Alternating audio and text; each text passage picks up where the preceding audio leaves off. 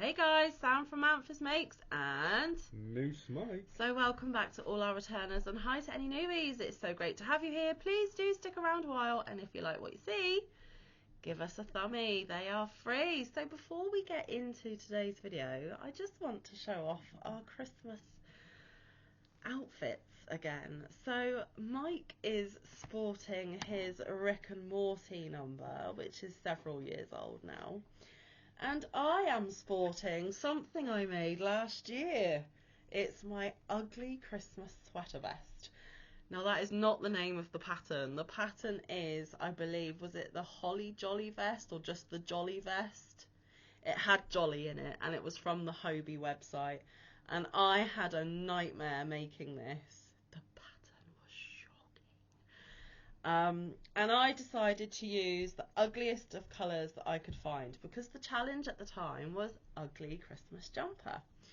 Now I made this to be able to wear it to work because last year I had to work Christmas Day, and as you can imagine, being a housekeeper, a cleaner, however you want to term it, a lot of running around, lots of hoovering, lifting heavy stuff, making beds, sweaty, hot work. I did not want a full jumper and I was even hot in this.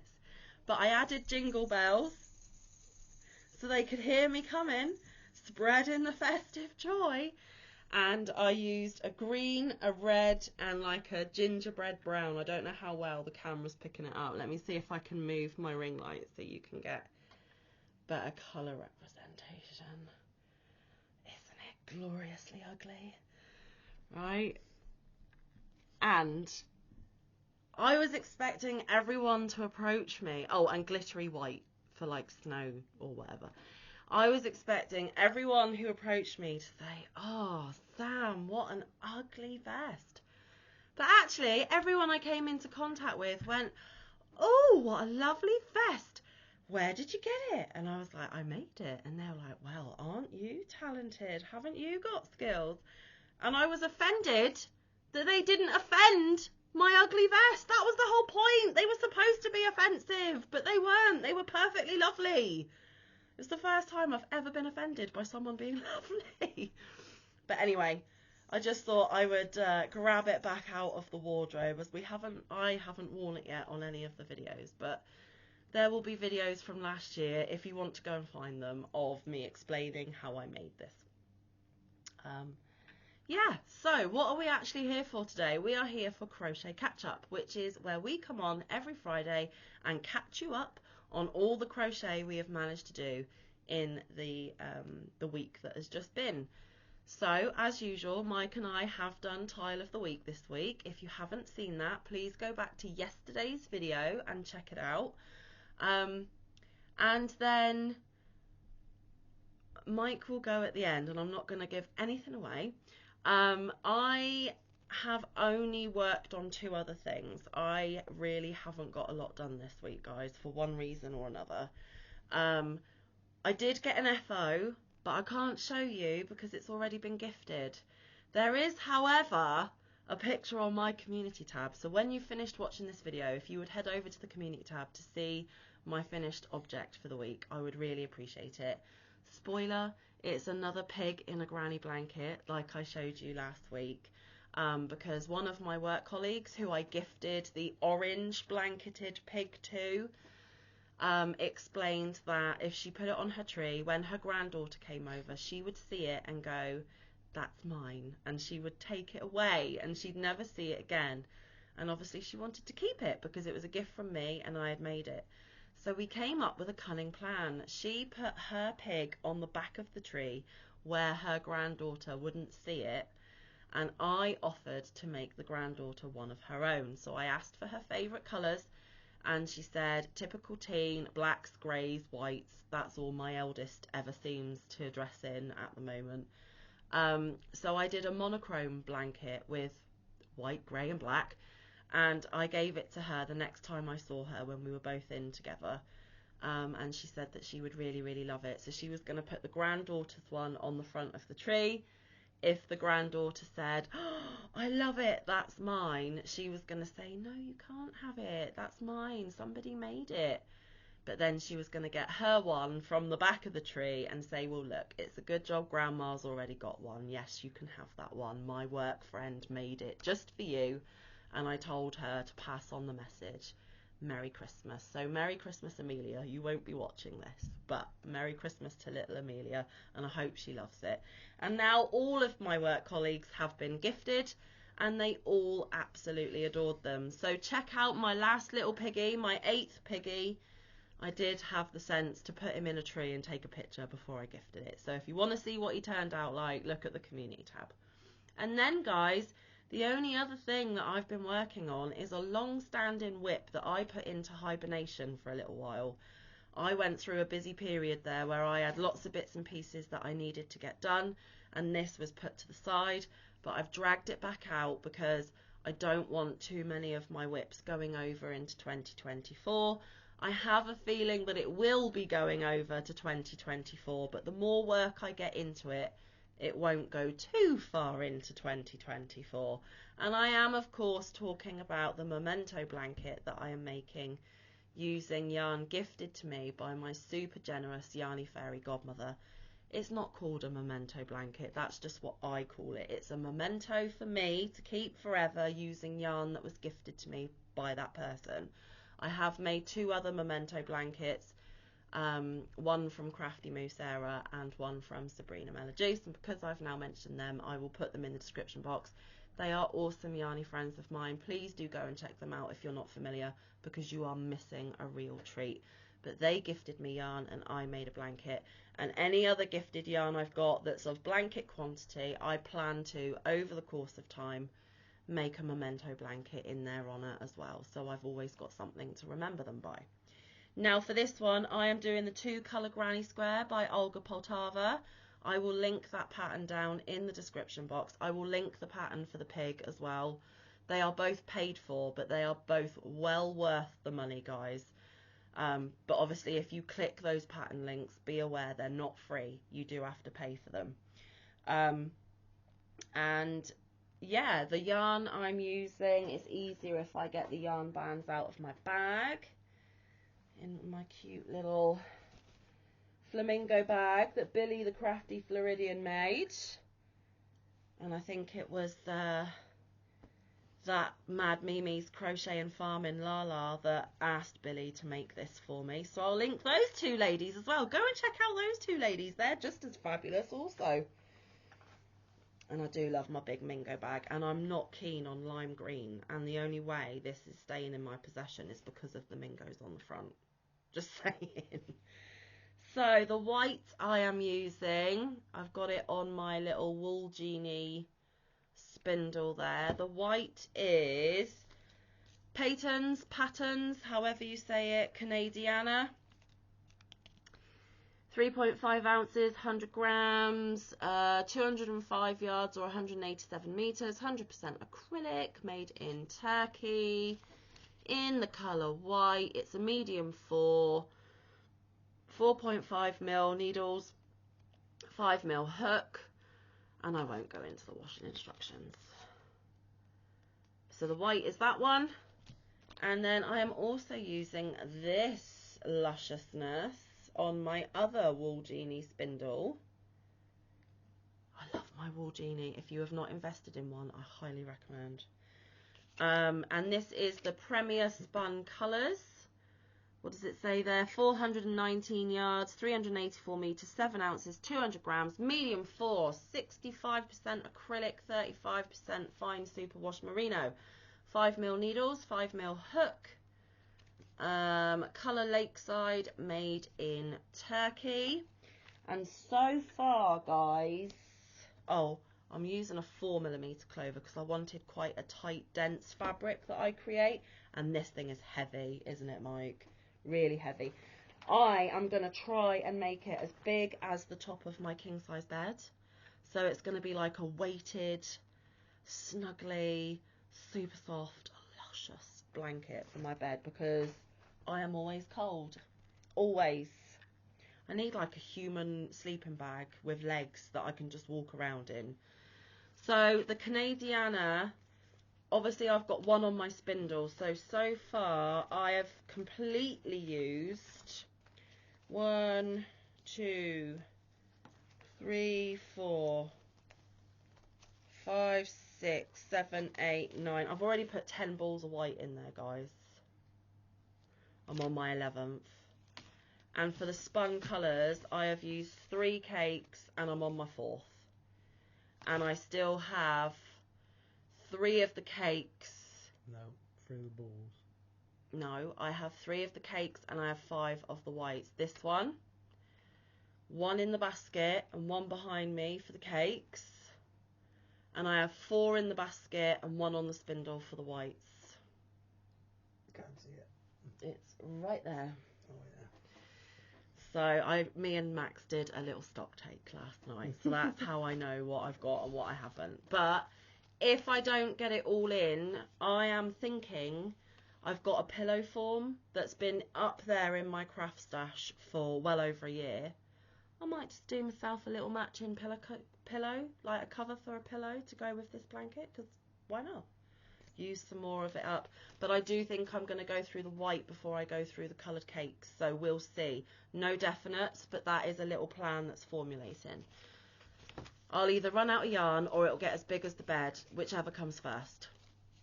Because Yarny Fairy Godmother has already sent me an extra bundle of this yarn because I had run out once before, and I am not expecting her to send me any more. When it's gone, and it will be as big as it is. So you're like, yeah, well, that's all very well and good, Sam, but you haven't even shown us, love.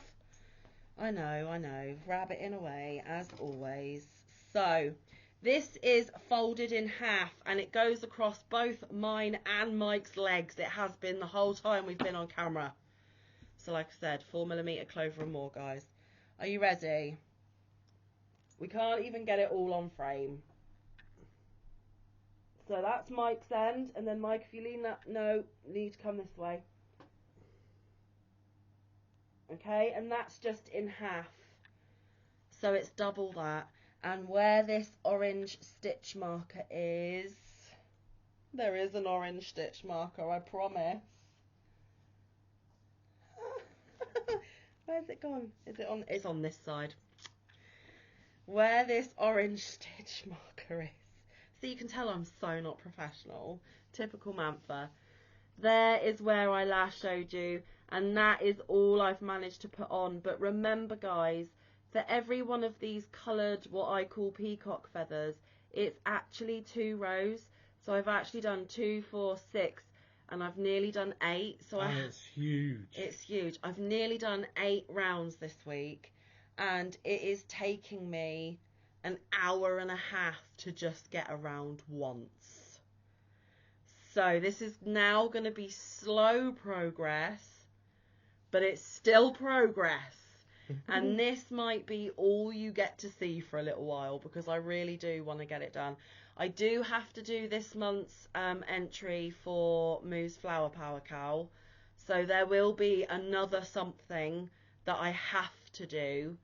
But other than that, I want to concentrate on this beauty.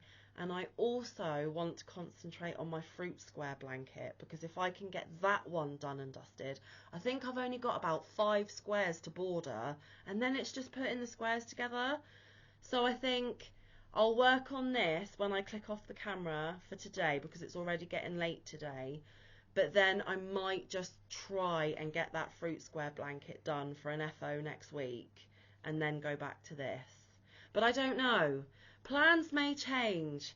Life has a habit of not going the way you want it sometimes. So tune back in next Friday and see what I actually did or didn't do, because it might be completely different from what I've just said. But yeah, it's huge, it's heavy. Like, I can't even lift it on my own to fold it. It is like... So that's all that Manfa has. A pig that I can't show you, that's on my community tab and living in someone else's house now. And 8 rounds of this beast. But it's all good. Progress is progress. Whether it be just 1 stitch or 1,000,000 stitches, it's still a step closer. So If you're doing a long-standing whip like this and it's taking forever, don't get disheartened. Keep going, even if it takes you many sit-ins. It's worth it in the end. Keep going, get it done. I'm gonna get it done, so if I can, you can. And like I said, whether it's one stitch or a million, you're still moving forward. And that's me done. That's enough of my waffling. Let's listen to this one for a minute. So if you're new here, I am doing a blanket for Boggy Creek. Yep. Boggy Creek is a camp for chronically ill children. I believe they have specialists there so that they can have fun like the rest of us. Yes, so it's children that wouldn't normally be able to go to the average summer camp, because it is a specifically designed facility to help children with complex medical needs. Children with the same illness go on the same week. So one week it will be, say, all children with sickle cell anemia. Another week it will be all children with epilepsy. Whatever the illness, all the children have the same illness. So they get to meet other kids that aren't the odd one out for being sick. They are all the same. They get to do activities that they wouldn't normally get to do, like archery, swimming. They have arts and crafts. They have, like, go on stage and do a performance. What else do they do? Can you remember? Fishing, maybe horseback riding. I don't know. A lot of things that they wouldn't get to experience in their daily life. And like Mike said, there are specialists there, doctors and nurses, all fully trained. But they do it voluntarily, guys. They're not paid to work at this camp. They do it as volunteers to give these children this amazing experience. On the weekends, their family come and join them again, so other parents can meet other parents and make links with other families that are going through some of the same hardships as them. Friendships are formed, memories are made, and the blankets like the one Mike is doing will be kept by that child that chose that blanket and keep it forever. So, and they go for 150 blankets a week. They need a lot of blankets. So that's what Mike's been doing. But what blanket have you been making? So I'll be making Luck of the Draw 8 Boggy Creek edition. Indeed.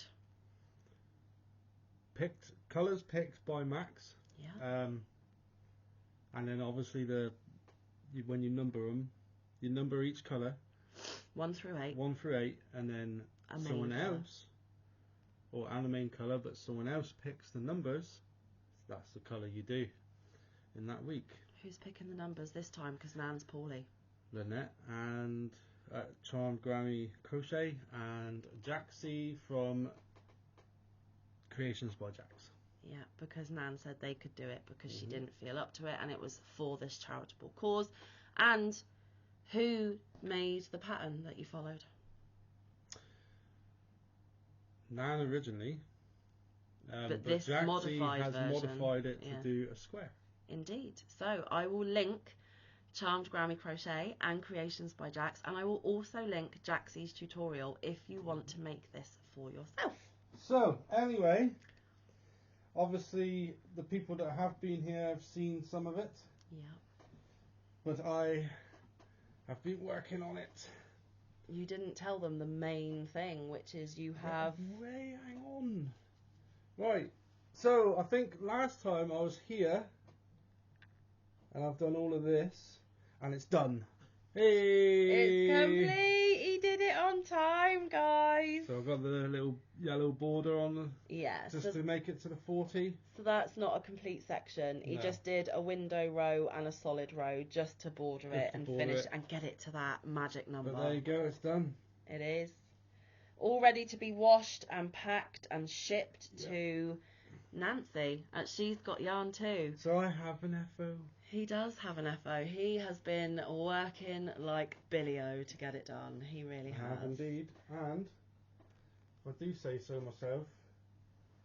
It's pretty neat. It's good craftsmanship. So,